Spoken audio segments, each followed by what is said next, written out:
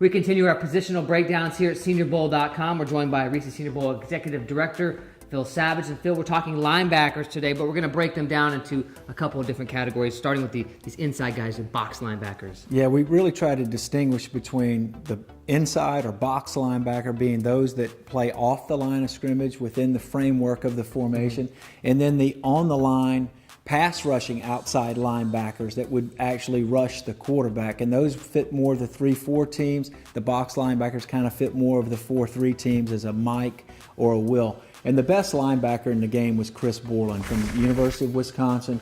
Outstanding instincts, knows how to recognize plays, get to the football. He was very consistent throughout the week. He was our practice award winner for the position, but Chris Borland had an outstanding performance here in Mobile. And you can read about his time here in Mobile. He's one of our players that did that kind of a journal the whole week. The question on Borland was always size, but height is not a huge factor at that position? I don't think height really has much of an impact in terms of the inside or box linebacker. You look at guys like Ray Lewis, London Fletcher, Zach Thomas, who is a player that Chris Borland has modeled himself after over the years. So that's one of the positions where height really does not matter to an extent. Now, a couple of other players that really helped themselves, I thought, was Christian Kirksey from Iowa. Now, he's fits more as a Will, but considered him to be off the line of scrimmage where he can free up and chase the football. Showed up around the action in terms of both the run and the pass. I thought he really helped himself here. He's obviously going to play on special teams, so he's going to be a value pick for somebody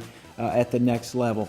Another player that surprisingly to some really showed up was Lamine Barrow, the inside backer from LSU. Again, seemed to have a knack to fit into the cracks or the openings where the back would show up. He was there to make the tackle. Did a nice job in coverage in the one-on-ones. Really seemed to understand leverage and where he needed to be in terms of his responsibilities.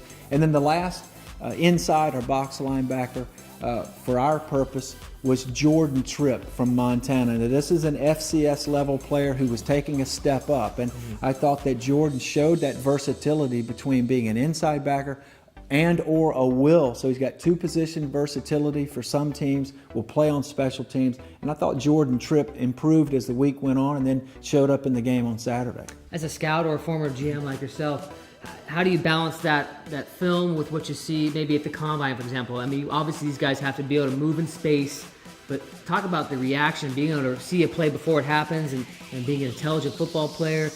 That obviously is a huge role at this position. Well, I think anytime you're talking about linebackers, particularly those that are going to be off the line of scrimmage, they've got to have speed, they've got to have toughness, and they have to have instincts. And the players that we talked about really fit the dimensions of those three qualities. It's not all about height and width. It's about finding the football and having a willingness to go chase that football. Speaking of chasing footballs and quarterbacks, we'll talk about the outside linebackers in our next positional breakdown.